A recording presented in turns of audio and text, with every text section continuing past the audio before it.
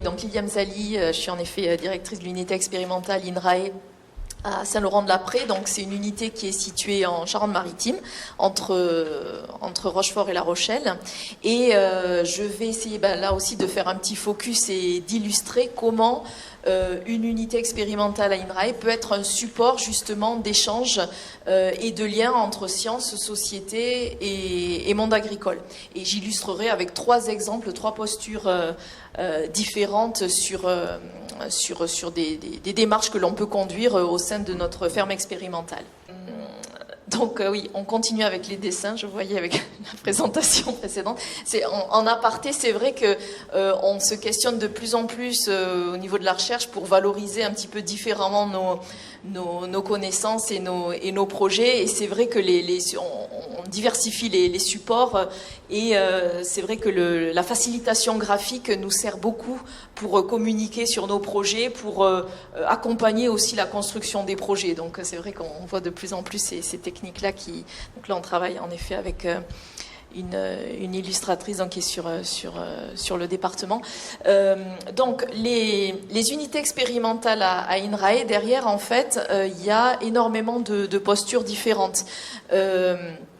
On est un établissement de recherche, donc évidemment la vocation première c'est de faire de la recherche, et on peut avoir des unités qui sont plus en plateforme, c'est-à-dire qui ont vocation à tester des mécanismes, à tester des connaissances, les mettre à l'épreuve ou être des sites de démonstration. Et en fait, ici, on va s'intéresser à des unités expérimentales qui ont adopté un peu une posture différente et qui mettent en œuvre ce qu'on appelle une expérimentation système. En fait, le chercheur endosse le rôle des acteurs du monde agricole pour tester vraiment un système agricole dans sa globalité en combinant un ensemble de pratiques pour garantir, pour répondre à des objectifs qui peuvent être multiples.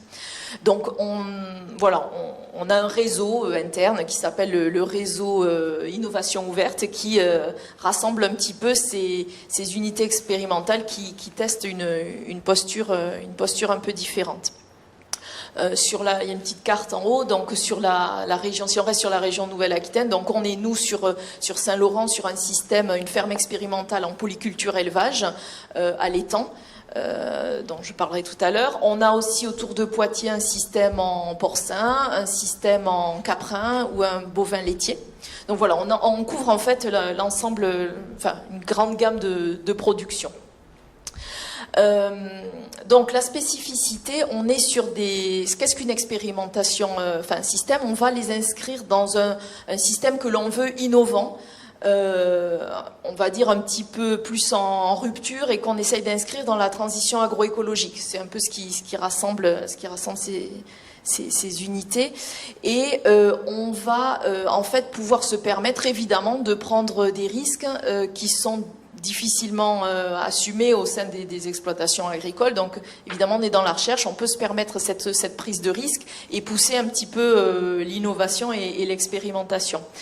On s'inscrit aussi dans le temps long, c'est-à-dire que contrairement à un projet de recherche qui dure 2 ans, 3 ans, on va vraiment prendre le temps d'observer le système, de regarder quelles sont les difficultés, de le faire évoluer pas à pas pour enrichir nos connaissances. Alors, venons à notre sujet, en effet, du lien avec la société. Ces systèmes-là, ils sont globalement en interface forte avec la société et une diversité d'acteurs. Donc, selon l'unité, sa construction, son histoire, on va avoir des publics assez variés qui peuvent être associés au projet à différents moments du projet. Si à titre d'exemple, on peut construire un système de culture évidemment avec des professionnels agricoles, mais aussi avec des associations de protection de l'environnement. On peut mobiliser plus des sciences humaines ou des sciences de gestion pour aller, au travers de travaux d'enquête, aller voir un peu les besoins, les attentes des consommateurs et construire notre projet de recherche aussi en fonction de ça. Il peut y avoir aussi un enjeu fort pédagogique avec tout un ensemble de visites. Donc il y a plusieurs postures et moments où on est en interface avec la société. Donc on va rentrer dans le concret. Je vais illustrer ça sur en effet trois exemples sur Saint-Laurent. Voilà, donc comme je le disais, l'unité expérimentale de Saint-Laurent-de-la-Prée, c'est 160 hectares en marais, donc en polyculture élevage. On a une centaine d'hectares de prairies et puis une soixantaine en culture historiquement drainée. On est sur un système bio et une cinquantaine de vaches de race maraîchine, qui est une race locale de l'estuaire de la Loire à la Gironde. Notre projet, c'est accompagner la transition agroécologique des fermes en marais, et on s'est fixé 3 grands objectifs de recherche, enfin 3 grands objectifs scientifiques. Le premier, c'est comment restaurer la biodiversité sur l'espace agricole, donc biodiversité terrestre et aquatique, puisqu'on est dans des marais, dans un milieu quand même très particulier. Comment produire pour une alimentation humaine de proximité, à la fois sur le végétal et sur l'animal, et puis comment contribuer à l'atténuation du changement climatique. On va dire que c'est les 3 grands objectifs qui vont un petit peu guider notre conception du système. Donc, la première illustration, c'est comment on fait venir les citoyens, un public très varié, sur notre système. Donc on est dans un réseau de fermes pédagogiques en partenariat avec la collectivité locale qui est la communauté d'agglo de Rochefort, et on va à la fois assurer des visites, du coup on parlait de scolaires, donc à la fois des primaires, on travaille avec des instituteurs, des primaires jusqu'aux universitaires, mais on va aussi pouvoir faire des portes ouvertes beaucoup plus larges, des visites, on appelle ça des balades visites, où on va aborder, vu qu'on assume le rôle de chercheur-agriculteur, on va pouvoir aborder toutes les facettes du système. Comment on produit en bio, en marais, comment on gère le troupeau à l'herbe, comment on adopte des pratiques en faveur de la biodiversité. Et en fait, ces temps d'échange, ce qu'il faut retenir, c'est qu'on peut... on s'appuie vraiment sur notre expérience et c'est très ouvert, et on montre vraiment aussi là où on a des échecs, là où on a quelles sont nos difficultés, nos contraintes, ce qu'il faut faire évoluer, là où on n'a pas encore toutes les billes pour produire de cette façon-là, dans ces contextes-là. Donc c'est vraiment...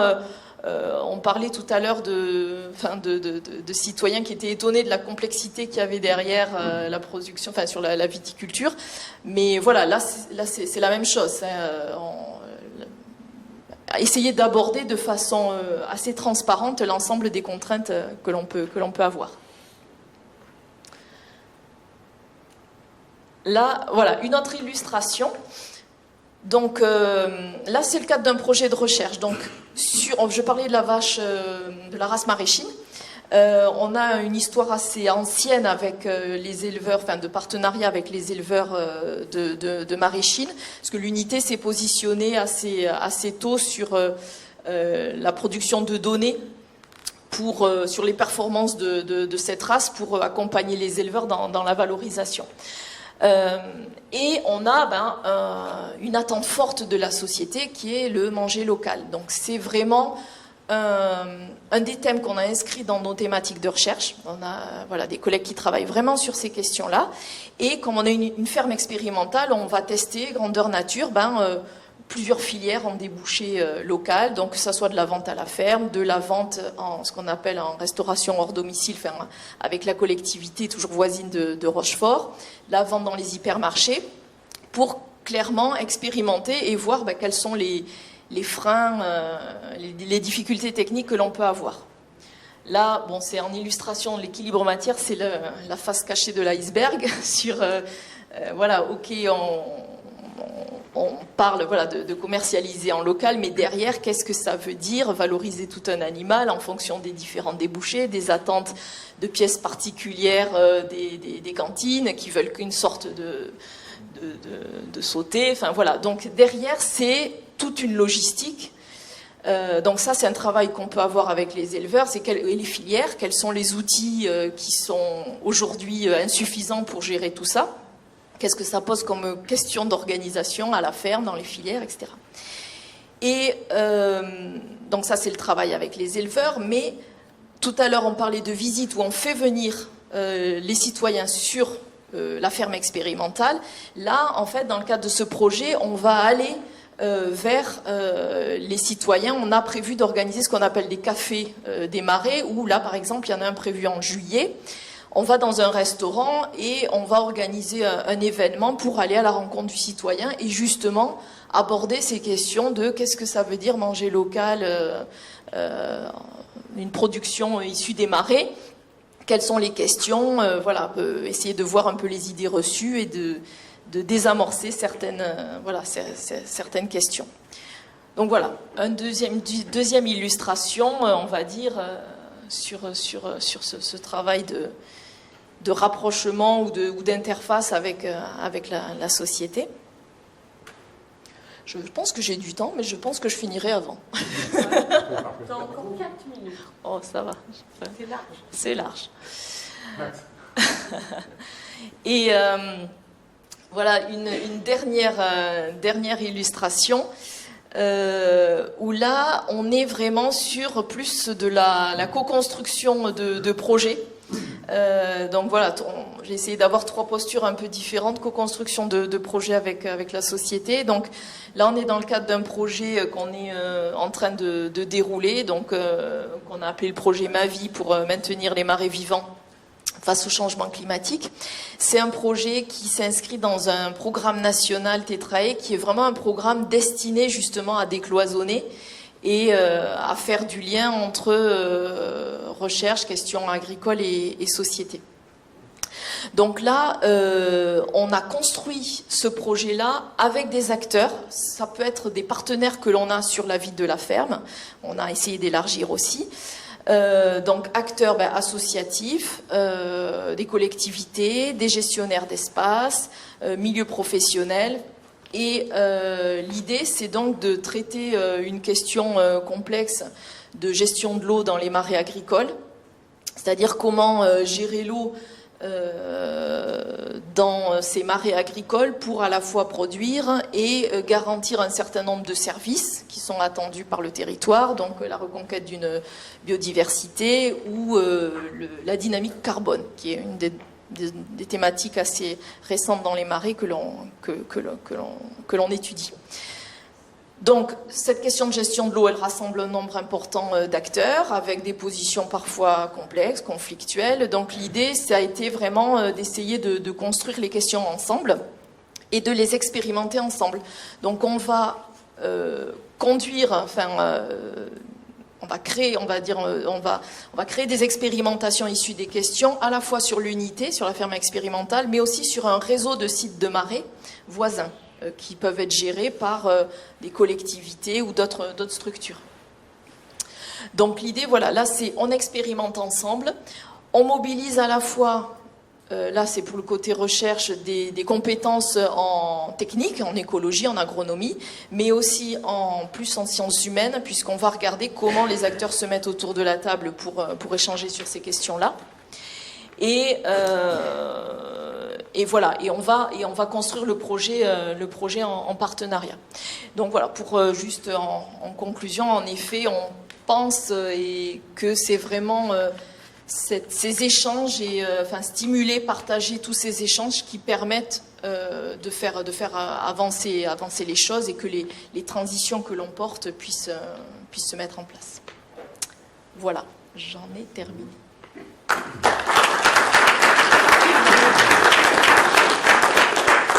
Merci beaucoup, Lilia. J'avais envie de poser une petite question là, parce que tu dis qu'il y avait ces échanges permettaient parfois de régler des idées reçues. Il y aurait comme ça une idée reçue où il y a eu un témoignage en disant ah oui, moi je comprends mieux. Alors peut-être en repartant. Alors est-ce que c'est pas forcément grand public, mais par exemple si on reprend le deuxième exemple sur tout ce qui est restauration,